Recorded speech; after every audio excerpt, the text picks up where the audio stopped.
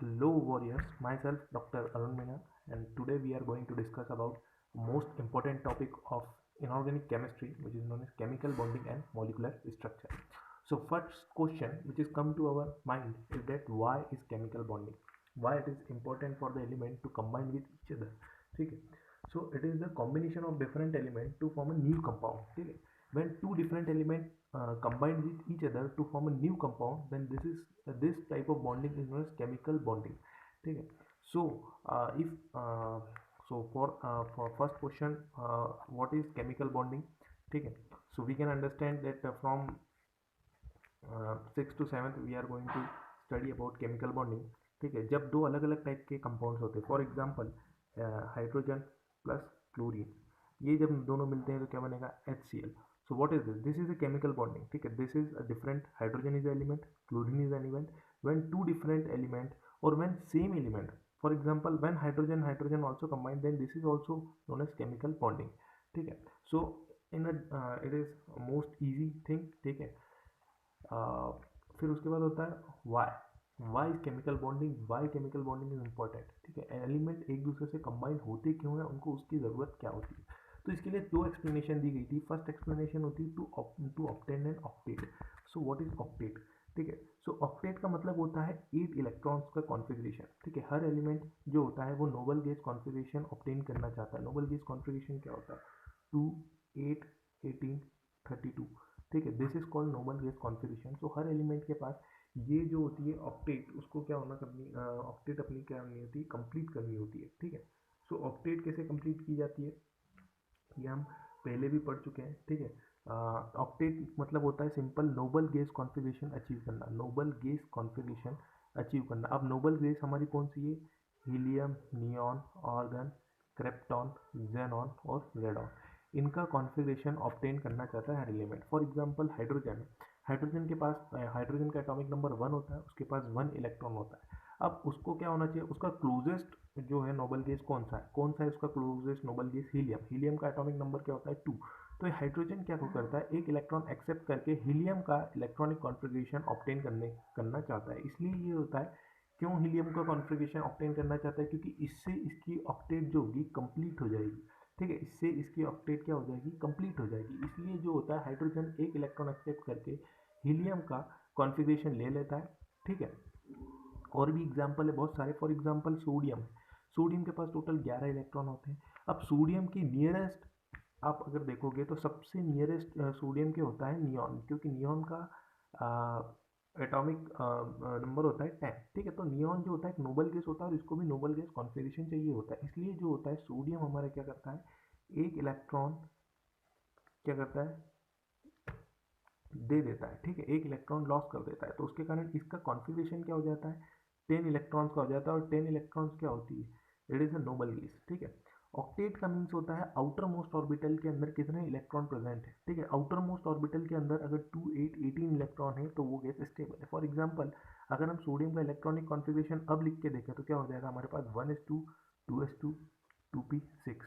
ये हो गए 1s और ये हो गई 2s. अब 2s के अंदर आप देखोगे तो 6 और 2 कितने हो गए? 8. तो आउटर मोस्ट में कितने इलेक्ट्रॉन हो गए? 8 इलेक्ट्रॉन. इसलिए इसका ऑक्टेट क्या हो गया? कंप्लीट हो गया. तो ये फर्स्ट एक्सप्लेनेशन है. सेकंड एक्सप्लेनेशन है कि बॉन्ड फॉर्मेशन. बॉन्ड फॉर्मेशन का मतलब क्या होता है? बॉन्ड मतलब क्या होता है? It is only electrostatic force of attraction.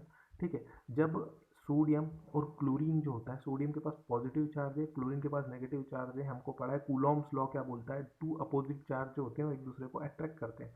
तो ये जो बॉन्ड फॉर्मेशन होता है, बॉन्ड फॉर्मेशन होने से क्या होता है कि हर एलिमेंट के पास उसकी एनर्जी रिलीज होती है और वो कम एनर्जी वाली स्टेट में आ जाता है, जिसके कारण उसमें क्या होती है? स्टेबिलिटी आती है. ठीक है. सो दूसरा रीज़न हो गया बॉन्ड फॉर्मेशन. देखिए इन सब चीज़ों को हम डिटेल में इसलिए नहीं पढ़ रहे हैं क्योंकि ये एग्जाम प्रोस्पेक्टिव से इंपॉर्टेंट नहीं है. ये सिर्फ एक समझने वाली चीज़ें हैं. जहाँ भी एग्जाम प्रोस्पेक्टिव से इंपॉर्टेंट चीज़ें आएगी मैं आपको वहाँ पे डिटेल में हम जाएंगे. ठीक है.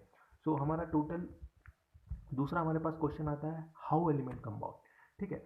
अब जैसे भैया आपके पास भी, हमारे पास अगर कोई बोले कि भैया आपके पास क्या ऑप्शन है कि आप कॉम्बिनेशन बना सकते हो, तो हर एक एलिमेंट के पास दो ऑप्शन होते हैं कोई भी केमिकल बॉन्ड बनाने के. सबसे पहला ऑप्शन होता है by complete transfer of electron and second is by sharing of electron. Transfer of electron का मतलब क्या होता है? हम कोई भी एलिमेंट अपना एक इलेक्ट्रॉन कंप्लीटली किसी दूसरे एलिमेंट को दे देगा. अब अगेन हम आ जाते हैं most common example sodium chloride के साथ। ठीक है, सोडियम क्लोराइड में सोडियम का इलेक्ट्रॉनिक कॉन्फ़िगरेशन होता है 11, क्लोरीन का इलेक्ट्रॉनिक कॉन्फ़िगरेशन होता है 17। ठीक है, अब यहाँ पे हम ऑक्टेट को भी रखेंगे। हमको पता है कि भैया सोडियम के नियरेस्ट कौन सी नोबल गैस होती है, तो सोडियम की नियरेस्ट जो होती है वो कौन सी होती है, नियॉन होती है 10 इलेक्ट्रॉनिक कॉन्फ़िगरेशन के साथ। ठीक है, और क्लोरीन की नियरेस्ट नोबल गैस कौन सी होती है, 18 इलेक्ट्रॉनिक कॉन्फ़िगरेशन। तो 18 इलेक्ट्रॉनिक कॉन्फ़िगरेशन कितना था, किसका होता है, ऑर्गन का साथ। ठीक है, तो ऑर्गन का होता है 18 इलेक्ट्रॉनिक। तो सोडियम जो होता है वो नियॉन का कॉन्फ़िगरेशन चाहता है, और क्लोरीन जो होता है वो ऑर्गन का कॉन्फ़िगरेशन चाहता है। तो इसके लिए क्या होना पड़ेगा, सोडियम को 10 इलेक्ट्रॉन लेना पड़ेगा और ऑर्गन को एक और इलेक्ट्रॉन की आवश्यकता है, तो वो क्या हो जाएगा, 18 इलेक्ट्रॉनिक कॉन्फ़िगरेशन में आ जाएगा। तो इसके लिए सिंप्लीफाई तरीका क्या होता है कि सोडियम जो होता है आसानी से अपना एक इलेक्ट्रॉन जो होता है वो क्या करता है, Na+ में आ जाता है और अपना एक इलेक्ट्रॉन जो होता है वो किसको ट्रांसफर कर देता है, क्लोरीन को ट्रांसफर कर देता है। तो जो क्लोरीन जो होता है उस जिसके पास 17 इलेक्ट्रॉन थे, अब एक एक्स्ट्रा इलेक्ट्रॉन गेन करके इसके ऊपर माइनस चार्ज आ जाता है, और इसके कारण इसका जो कॉन्फ़िगरेशन हो जाता है वो हो जाता है 10 इलेक्ट्रॉन का, और क्लोरीन का कॉन्फ़िगरेशन जो हो जाता है वो कितना होता है, 18 इलेक्ट्रॉन का। दोनों की ऑक्टेट कंप्लीट होगी।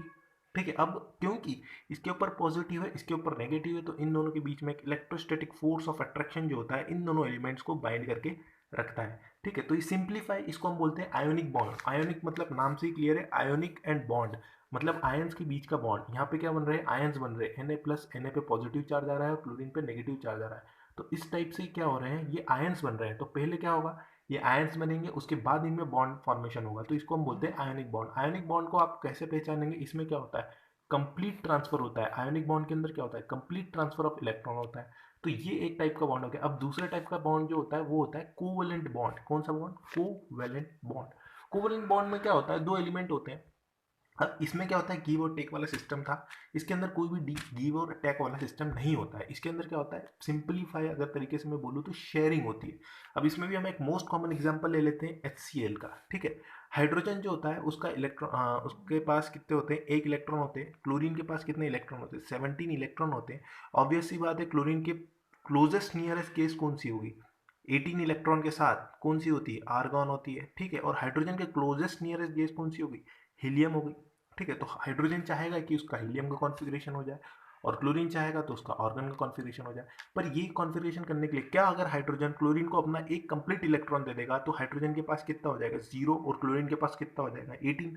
तो इससे क्लोरीन तो खुश हो जाएगा क्योंकि उसके पास नोबल गैस कॉन्फ़िगरेशन आ चुका है, पर हाइड्रोजन के पास अभी भी नोबल गैस कॉन्फ़िगरेशन नहीं आया है। तो इसका एक ही और एक आसान सा तरीका ये है कि हाइड्रोजन अपना एक इलेक्ट्रॉन क्लोरीन के बचे हुए जो आउटर मोस्ट ऑर्बिटल के 7 इलेक्ट्रॉन है उनके साथ शेयर कर ले, 1 2 3 4 5 6 और 1 7। देखो ये जो होता है ये सिंप्लीफाइड स्ट्रक्चर होता है। ये जो मैं डॉट बना रहा हूँ, ये डॉट क्या है, आउटर मोस्ट ऑर्बिटल के इलेक्ट्रॉन। अगर आपको आउटर मोस्ट ऑर्बिटल क्या होती है ये नहीं पता हो तो हम सिंप्लीफाइड तरीके से समझ लेते हैं। हाइड्रोजन के पास 1 है तो इसको हम कैसे लिखेंगे, 1s1। क्लोरीन के पास कितने हैं, 17, इसको हमको लिखना है 1s2 2s2 2p6 3s2 3p5। Okay, सो ये क्या हो गया, 3p5 कॉन्फ़िगरेशन। अब देखो जो सेम सेम नंबर है वो एक ऑर्बिटल होती है। ठीक है, जैसे ये 1 है, ये एक ऑर्बिटल हो गई, ये 2 2 है, ये एक ऑर्बिटल हो गई, ये 3 3 है, ये तीसरी ऑर्बिटल। तो क्लोरीन के अंदर 3 ऑर्बिटल होती है, 1 2 3। और जो आउटर मोस्ट ऑर्बिटल कौन सी है, 3s और 3 5 वाली। अब आउटर मोस्ट ऑर्बिटल के इलेक्ट्रॉन गिन लीजिए, 5 और 2 कितने हो गए, 7 इलेक्ट्रॉन्स हो गए। हमको पता है ऑक्टेट मतलब क्या होता है, 8 इलेक्ट्रॉन। तो इसके पास 8 इलेक्ट्रॉन के लिए एक इलेक्ट्रॉन कम है, और इसकी आउटर मोस्ट में कितना है, एक। इसको ऑक्टेट करना है तो इसको नोबल गैस कॉन्फ़िगरेशन लाना पड़ेगा, मतलब कितने इलेक्ट्रॉन, 2 इलेक्ट्रॉन। तो किस तरीके से आ सकता है, लेविस डॉट स्ट्रक्चर से समझते हैं। हाइड्रोजन के इलेक्ट्रॉन को हम क्रॉस से बताएंगे, क्लोरीन के इलेक्ट्रॉन को डॉट से बताएंगे। तो 1 2 3 4 5 6 एंड दिस इज 7। क्लोरीन की ऑक्टेट कंप्लीट, इसके पास 8 इलेक्ट्रॉन हो गए क्लोरीन के पास। हाइड्रोजन की ऑक्टेट भी कंप्लीट, इसके पास 2 इलेक्ट्रॉन हो गए। तो this is called sharing of electron, और जिससे क्या होगा, ये दोनों एलिमेंट जो होंगे एक स्टेबल इलेक्ट्रॉनिक कॉन्फ़िगरेशन वाली स्टेट में आ जाएंगे। अब इसके बाद हम पढ़ेंगे condition for formation of ionic bond. Ionic bond बनते कैसे हैं। ठीक है, so this is only introductory part, है ना। सो अगर हम एग्जाम प्रोस्पेक्टिव से पढ़ते हैं तो हमको एक बात का इम्पोर्टेंस समझना चाहिए कि जो जो क्वेश्चंस ऐसे हैं, जो टॉपिक्स ऐसे हैं जिससे क्वेश्चंस पूछे जाते हैं एग्जाम में, उन्हें डिटेल में पढ़ना है। बाकी जो अंडरस्टैंडिंग वाली चीज़ें, ये सारी अंडरस्टैंडिंग वाली चीज़ें थी, इसमें कोई भी डिटेल चीज़ नहीं थी, ठीक है। ये सारे बेसिक नॉलेज है, इसलिए हमने इस पर ज़्यादा फोकस नहीं किया। So thanks for watching.